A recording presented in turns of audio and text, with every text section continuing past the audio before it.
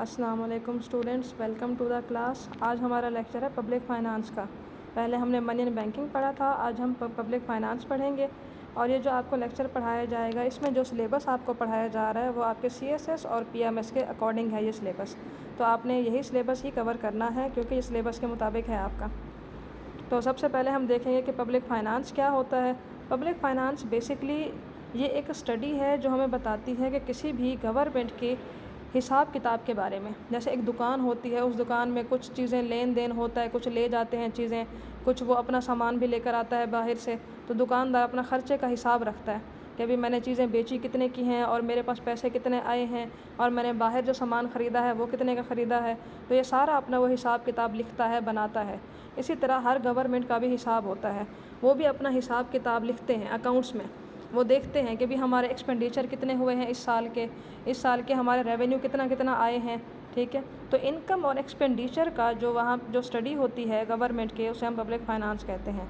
ये देखता है कि हमें इनकम रेवेन्यू कहाँ से आएंगे, एक्सपेंडिचर हम कहाँ से कहाँ पे खर्च करेंगे। ठीक है, अब इसका scope subject matter of public finance. Public finance हमें क्यों पढ़ना चाहिए, इसकी क्या रीज़न है, क्या स्कोप है, इसकी क्या अहमियत है और इसका क्या सब्जेक्ट मैटर है, मतलब इसमें क्या क्या चीज़ें पढ़ी जाती हैं। तो पब्लिक फ़ाइनेंस में हम देखते हैं कि पब्लिक एक्सपेंडिचर देखते हैं कि हुकूमत जो आवाम के लिए जो अखराजात करती है, ठीक है, डेवलपमेंटल अखराजात हो जाएँ या नॉन डेवलपमेंटल हो जाएँ। ठीक है, पब्लिक रेवेन्यू होता है कि गवर्नमेंट पब्लिक से रेवेन्यू भी हासिल करती है टैक्सेस की सूरत में। ठीक है, फिर उसमें पब्लिक डेट होता है कि गवर्नमेंट जो दूसरे मुल्कों से कर्ज़ा लेते हैं या अपने आवाम से कर्ज़ा लेते हैं, अंदरूनी या बैरूनी, इंटरनल या एक्सटर्नल, वो भी इसमें शामिल होता है। फिर उसमें इसका जो मकसद है वो है इकनॉमिक स्टेबिलिटी। इकनॉमिक स्टेबिलिटी के लिए अपने मुल्क की माशी हालत को एक फ़िक्स लेवल पे स्टेबल रखने के लिए गवर्नमेंट को देखना पड़ता है कि भी एक्सपेंडिचर और रेवेन्यू का एक बराबर इक्विलिब्रियम रखना पड़ता है। लेकिन बराबर रह नहीं सकते, कभी एक्सपेंडिचर ज़्यादा होते हैं, कभी रेवेन्यू हो जाता है। और फाइनेंशियल एडमिनिस्ट्रेशन भी देखना पड़ती है कि कितने जो हमारे जो रेवेन्यू आ रहे हैं वो किन किन सोर्सेज से आ रहे हैं, या फिर ये ख़र्च कहाँ पे हो रहे हैं, कैसे कैसे ख़र्च हो रहे हैं। तो ये सारी एडमिनिस्ट्रेशन भी करनी पड़ती है। तो अब हम इसमें देखेंगे कि पब्लिक रेवेन्यू, इन जो पाँचों पॉइंट्स हैं इनमें हम देखेंगे कि इनमें क्या क्या बताया जा रहा है। तो पब्लिक रेवेन्यू हमने देख लिया है कि पब्लिक रेवेन्यू गवर्नमेंट का हिस्सा होता है, गवर्नमेंट की इनकम होती है जो वो आवाम से हासिल करते हैं। टैक्सेस की सूरत में हासिल कर सकते हैं, नॉन टैक्स रेवेन्यू जैसे लाइसेंस होते हैं, लाइसेंस की फ़ीस हम पे करते हैं। ठीक है, तो ये इसमें शामिल हो जाते हैं। और इसमें पब्लिक एक्सपेंडिचर हैं, पब्लिक एक्सपेंडिचर में हम देखते हैं कि गवर्नमेंट पब्लिक के किन किन कामों पे ख़र्चा करते हैं। जैसे कि ये आवाम को कोई सहूलतें देते हैं, कोई कॉलेज यूनिवर्सिटी बना देते हैं, या फिर उनके लिए कोई वो कर देते हैं कोई सहूलतें सेहत के हवाले से, जैसे सेहत कार्ड दिया जाता है, इसके हवाले से कोई सहूलतों पर ख़र्चा करते हैं। ठीक है, तो ये पब्लिक एक्सपेंडिचर हैं। जैसे आजकल वो मील प्रोग्राम है कि बच्चों को खाने दिए जाते हैं, दूध के डब्बे दिए जाते हैं, तो पब्लिक एक्सपेंडिचर हैं वो। पब्लिक डेट है, पब्लिक डेट में हम देखते हैं कि भी बहुत बार ऐसा होता है कि गवर्नमेंट के रेवेन्यू और एक्सपेंडिचर जो है वो बराबर नहीं हो पाते, एक्सपेंडिचर बहुत ज़्यादा हो जाते हैं। तो एक्सपेंडिचर को कवर करने के लिए वो गवर्नमेंट क्या करती है, वो फिर डेट लेती है, यानी कर्ज़ा लेती है। ठीक है, बाज़ औक़ात वो अपने ही मुल्क के अवाम से लेती है कर्ज़ा, बॉन्ड्स वगैरह इशू करके। ठीक है, बाज़ औक़ात वो दूसरे मुल्कों से भी कर्ज़ा लेती है। फाइनेंशियल एडमिनिस्ट्रेशन में फिर ये देखते हैं अपने जैसे ना कि टीम बनाते हैं, उनकी कमेटीज़ बनाते हैं कि ये फ़ाइनेंस को देखेंगी, ये बजट को देखेंगी, उनके बाकायदा एडमिनिस्ट्रेशन मॉनिटरिंग कमेटी बनाते हैं, ये सब चीज़ें करते हैं। और इसका मकसद क्या होता है, इसका मकसद होता है इकनॉमिक स्टेबिलिटी एंड ग्रोथ, कि एक स्टेडी ग्रोथ होती रहे। पब्लिक फ़ाइनेंस की यही इम्पोर्टेंस है कि इसमें हम देखते हैं कि इसके ज़रिए से मुल्क में प्राइसेस स्टेबल रहें, रिसोर्सेज की प्रॉपर एलोकेशन हो, सब लोगों को एक इक्वालिटी वाला माहौल मिले, एक्सपोर्ट ज़्यादा से ज़्यादा हो सके, इंफ्रास्ट्रक्चर की डेवलपमेंट हो सके। पब्लिक फ़ाइनेंस जो है, इसमें हम देखते हैं कि पब्लिक फ़ंड और प्राइवेट फ़ाइनेंस में, पब्लिक फ़ाइनेंस और प्राइवेट फ़ाइनेंस में क्या फ़र्क होता है। पब्लिक फ़ाइनेंस तो ये है जो गवर्नमेंट फ़ाइनेंस करती है। ठीक है, प्राइवेट फ़ाइनेंस जो इंडिविजुअल का होता है, हर इंडिविजुअल अपने इनकम के मुताबिक एक्सपेंडिचर रखता है कि मेरी इनकम 20,000 है तो मैंने ख़र्चा 20,000 करना है। ठीक है, लेकिन हुकूमत क्या करती है, वो गवर्नमेंट ये करती है कि वो एक्सपेंडिचर को देख कर अपनी इनकम जमा करती हैं कि हमारे मुल्क का ख़र्चा 8 अरब है तो हमने अगले साल 9 अरब जमा करना है। ठीक है, तो इस तरह से वो क्या करती है, गवर्नमेंट रेवेन्यू बाद में जनरेट करती है, एक्सपेंडिचर पहले बनाती है। और इसमें क्या होता है कि इसमें जो एक इंडिविजुअल होता है वो क्या करता है, उसकी इनकम कभी सरप्लस हो जाती है, कभी उसकी इनकम कम भी हो जाती है, ठीक है, उसकी लिमिटेड होती है फाइनेंस। लेकिन इसमें जो फाइनेंस है ये अनलिमिटेड, कभी कोई अनलिमिटेड खर्चा आ जाता है कि अचानक सैलाब आ गया या फिर कोई अर्थक्वेक आ गया या फिर कोई और मुसीबत आ गई, तो वो हुकूमत को खर्च करना पड़ता है, तो अनएक्सपेक्टेड खर्चे भी इनके आ जाते हैं। जो प्राइवेट फाइनेंस होता है इसमें हम क्या करते हैं कि इसमें इंडिविजुअल नोट खुद प्रिंट नहीं कर सकता, जो पैसों वाले नोट होते हैं वो खुद प्रिंट नहीं कर सकता, लेकिन हुकूमत जो है वो नोट प्रिंट कर सकती है, उसके पास ये अथॉरिटी होती है। और पब्लिक रेवेन्यू की हम बात कर रहे हैं। पब्लिक रेवेन्यू जमा करने के दो तरीके होते हैं कि हुकूमत रेवेन्यू आखिर जमा कहाँ से करती है। एक्सपेंडिचर तो हमने देख लिया, पब्लिक फाइनेंस बेसिकली स्टडी है ना रेवेन्यू और एक्सपेंडिचर की, कि गवर्नमेंट जो रेवेन्यू करती है, जो रेवेन्यू हासिल करती है, जो एक्सपेंडिचर करती है, तो ये इन दोनों की स्टडी का ही नाम है। तो एक्सपेंडिचर हमने देख लिया, अब हम देखते हैं रेवेन्यू। गवर्नमेंट को रेवेन्यू कहाँ कहाँ से हासिल होता है। गवर्नमेंट को रेवेन्यू दो तरीक़ों से हासिल होता है, एक होता है टैक्स रेवेन्यू, एक होता है नॉन टैक्स रेवेन्यू। टैक्सेस जो हम मुख्तलिफ़ चीज़ों के टैक्स अदा करते हैं वो गवर्नमेंट की बेसिकली इनकम बन जाते हैं, ठीक है। और नॉन टैक्स रेवेन्यू वो होते हैं जो टैक्सेस के अलावा भी हुकूमत को आमदनी हासिल होती है, ठीक है। टैक्स रेवेन्यू तो वही जो टैक्स पेयर के ज़रिए आती है कि वो हुकूमत को टैक्स जमा करते हैं और हुकूमत उन पैसों से फिर पब्लिक वेलफेयर सर्विसेज प्रोवाइड करती है, ठीक है।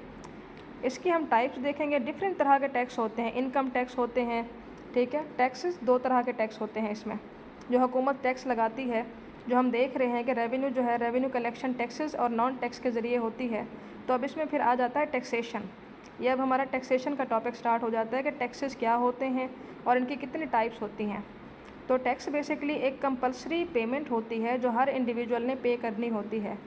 हर जो इंडिविजुअल है उसके ऊपर एक पेमेंट आती है कि उसने टैक्स जमा करना होता है। किसी की इनकम के ऊपर टैक्स है या किसी प्रॉपर्टी के ऊपर है, या आजकल तो मोबाइल फ़ोन के ऊपर टैक्स है, खाने पीने की चीज़ों पर भी टैक्स है। तो वह इंडिविजुअल ने वो पेमेंट लाजमी अदा करनी होती है। वही पेमेंट्स आप अदा करते हैं तो बदले में फिर हुकूमत बेनिफिट प्रोवाइड करती है, उसके पास पैसे आ जाते हैं। तो टैक्सेस दो तरह के होते हैं, एक होता है डायरेक्ट टैक्स, एक होता है इनडायरेक्ट टैक्स। डायरेक्ट टैक्सेस वो होते हैं जो हम खुद पे कर रहे होते हैं, जिसका टैक्स है वही अदा करता है। जैसे इनकम टैक्स है, जिसकी इनकम है जितना कमा रहा है उसके हिसाब से उसके ऊपर टैक्स लगता है। कॉरपोरेशन बड़ी बड़ी कंपनीज़ होती हैं, उनके प्रॉफिट के ऊपर टैक्सेस होते हैं। प्रॉपर्टीज़ के ऊपर टैक्सेस होते हैं कि इतनी लिमिटेड प्रॉपर्टी से ज़्यादा होगा तो टैक्स पे करना पड़ेगा। इनहेरिटेंस के ऊपर टैक्स होता है कि अगर आप अपनी वेल्थ अपने जनरेशन को ट्रांसफ़र करना चाहते हैं तो उसके ऊपर टैक्स है। गिफ्ट के ऊपर टैक्स है कि एक मखसूस मिकदार से ज़्यादा अगर आप गिफ्ट्स लेते हैं, ठीक है, एक मखसूस अमाउंट से ज़्यादा अगर आपके पास गिफ्ट आता है, करोड़ों रुपए का आ जाता है, तो आपको टैक्स पे करना पड़ेगा, ठीक है। दूसरा होता है इनडायरेक्ट टैक्स। ये वो होता है जो इंडिविजुअल खुद पे नहीं करता, वो दूसरे पे करते हैं इनडायरेक्टली। जैसे होता है, एक होता है कस्टम ड्यूटी, ठीक है। कस्टम ड्यूटी क्या होता है, जो बाहर मुल्कों से जो चीज़ें मंगवाई जाती हैं उनके ऊपर टैक्स होता है कि आप बाहर मुल्क से जो चीज़ एक्सपोर्ट इंपोर्ट करते हैं उसके ऊपर टैक्स होता है, तो वो टैक्स हम अदा करते हैं, ठीक है। टैक्स वो प्रोड्यूसर वो टैक्स अदा करता है, उसके बाद उस चीज़ की कीमत में वो पैसे ऐड करके फिर लोगों से लेता है। फॉर एग्ज़ाम्पल एक कंपनी है मोबाइल फ़ोन बनाती है, ठीक है। मोबाइल फ़ोन के लिए वो बाहर से मटेरियल मंगवाते हैं, उसकी चीज़ें मंगवाते हैं, तो उसके ऊपर उन्हें टैक्स अदा करना पड़ता है, कस्टम ड्यूटी। वो टैक्स अदा कर देते हैं, फिर चूँकि वो टैक्स अदा करने से महंगा हो गया मोबाइल, तो वो उसी कीमत को फिर मोबाइल फ़ोन की कीमत में ऐड कर देते हैं। अगर 20,000 का मोबाइल है तो 5-5 हज़ार मज़ीद बढ़ा देते हैं। तो वो एक तरह से आवाम उनका टैक्स पे करती है। ये है इनडायरेक्ट टैक्स, ठीक है। दूसरा एक्साइज़ ड्यूटी, कि आपके मुल्क में कोई प्रोडक्शन हो, जैसे अभी मोबाइल फ़ोन की एग्जांपल ली हमने कि अभी हमारे मुल्क में जैसे तंबाकू है या कपास है या कोई भी चीज़ हमारे मुल्क में प्रोड्यूस होती है, स्टील मिलें हैं, राइस हैं, कुछ भी हैं, तो वो जो भी चीज़ प्रोड्यूस करते हैं तो उसके ऊपर टैक्स अदा करना पड़ता है मुल्क की प्रोडक्शन के लिए। तो अब वही चीज़ें जब वो देखें, अगर एक प्रोड्यूसर है, ठीक है, वो एक समझ लें कोई कुर्सी बनाता है, ठीक है, कुर्सी उसकी बनती है 1,000 रुपये की, आवाम को वो बेचता है 1,200 रुपये की। अगर उसके ऊपर मज़ीद टैक्स लग जाए कि प्रोडक्शन के ऊपर आपका टैक्स है, तो वो क्या करेगा, वो 1,000 की बजाय फिर वो कुर्सी 1,500 की बेचेगा। और अब वो 500 आवाम पे कर रही है, यानी जो आवाम को 1,200 की चीज़ मिलनी थी अब वो 1,500 की मिल रही है। क्यों? क्योंकि उसके ऊपर टैक्स लगा हुआ है, तो वो प्रोड्यूसर ने टैक्स पे करना है, पैसे नहीं हैं तो वो उस पैसों को इसमें डाल देता है। टैक्स प्रोड्यूसर का है लेकिन पे आवाम करती है इनडायरेक्टली। तो ये है इनडायरेक्ट टैक्स। सेल्स टैक्स होता है, जैसे हम चीज़ें मार्केट से ख़रीदते हैं, कुछ भी शैम्पू पेस्ट कुछ भी हम ख़रीदते हैं, खाने पीने की चीज़ें होती हैं, पैकेट्स हैं डिफरेंट, तो उनमें टैक्स ऐड होते हैं, ये होते हैं इनडायरेक्ट टैक्स, ठीक है। तो उसके बाद हमारे पास आते हैं other type of progressive taxation है। प्रोग्रेसिव टैक्सेशन होता है कि जो जो आपकी इनकम बढ़ती जाती है टैक्स रेट भी बढ़ता जाता है। कि अगर इनकम आपकी 1 लाख है तो 10% टैक्स है, फॉर एग्जांपल 2 लाख है तो 20%, ऐसे फॉर एग्जांपल कि इनकम बढ़ती गई तो टैक्स भी बढ़ता गया। अच्छा, टैक्स कभी भी 50% या 100% नहीं होता। मैक्सिमम टैक्स भी जो होता है वो 30% लगाया जा सकता है, 100 या 50% नहीं लगाया जा सकता। प्रोपोर्शनल टैक्स होता है आपकी इनकम के अकॉर्डिंग, ठीक है, कि आपकी इनकम जो है अगर वो आपकी इनकम के ऊपर एक फ़िक्स होता है, फ़िक्स रेट, कि आपकी इनकम जितनी भी है आपको 4% टैक्स पे करना पड़ेगा, तो ये होता है प्रोपोर्शनल। रिग्रेसिव क्या होता है कि जो जो आपकी इनकम कम होती जाए टैक्स बढ़ता जाए, यानी गरीबों के ऊपर टैक्स ज़्यादा लगाया जाए, अमीरों के ऊपर कम लगाया जाए।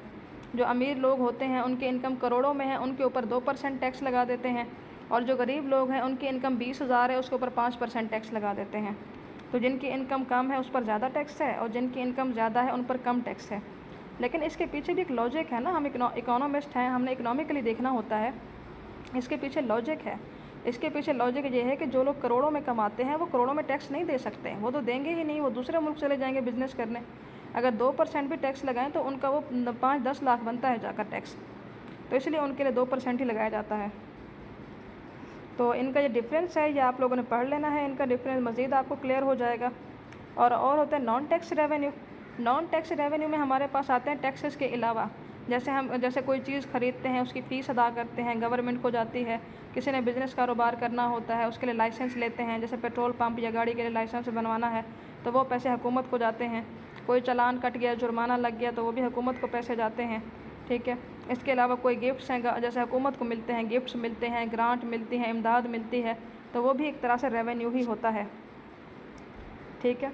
उसके बाद है cannons of taxation, principle of taxation भी कहते हैं। एडम स्मिथ के बड़ा मशहूर है ये, 4 प्रिंसिपल उसने दिए थे, equity, certainty, convenience and economy.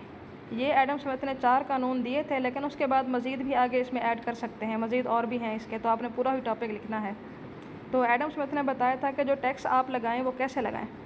Equity यानी हर एक की अफोर्डेबिलिटी के मुताबिक लगाएं। सर्टेनिटी, लोगों को पता हो, कन्फर्म हो कि टैक्स कितना है। कन्वीनियंस, टैक्स पे करना आसान हो, ऐसा ना हो कि लोग दफ्तरों के चक्कर लगाते रहें, टैक्स पे ही ना हो, वो अगली बार करेंगे ही नहीं। इकोनॉमी यानी कि सस्ता तरीका हो, ऐसा ना हो कि हुकूमत टैक्स पेयर्स के लिए, टैक्स लेने वालों के ऊपर, जिन्होंने टैक्स लेना है, मुलाजमीन, उनके ऊपर इतना ख़र्चा कर दे, इतने उनके ख़र्चे उठा ले कि फिर उतना टैक्स ही जमा ना हो पाए। तो इकोनॉमी सस्ता तरीन तरीका हो टैक्सेस जमा करने का। टैक्स और कानून जो अदर कैनन्स हैं वो भी हैं इसमें, वो ये है कि इलास्टिसिटी हो, यानी टैक्स की रकम, टैक्स को कम ज़्यादा किया जा सकता हो सूरत हाल के मुताबिक। प्रोडक्टिव हो, जो टैक्स जमा हो रहा है उसको प्रोडक्टिव कामों में लगाया जाए। इसमें डिफरेंट वैराइटीज़ भी हों, कि भी लाजमी नहीं कि आपने सिर्फ एक, जैसे डाइवर्सिटी है कि लाजमी नहीं कि आपने सिर्फ एक एग्रीकल्चर के ऊपर टैक्स लगाना है, आप इंडस्ट्रियल के ऊपर भी लगाएं, मैन्युफैक्चरिंग पर भी लगाएं, ताकि अगर एक सेक्टर रेवेन्यू नहीं जनरेट कर पाए तो बाकी सेक्टर से लिया जा सके। यूनिफॉर्मिटी हो, सब के लिए सेम तरीक़ाकार हो, सेम रेट हो तकरीबन। कोऑर्डिनेशन हो कि सब की आपस में कोऑर्डिनेशन भी हो इसमें।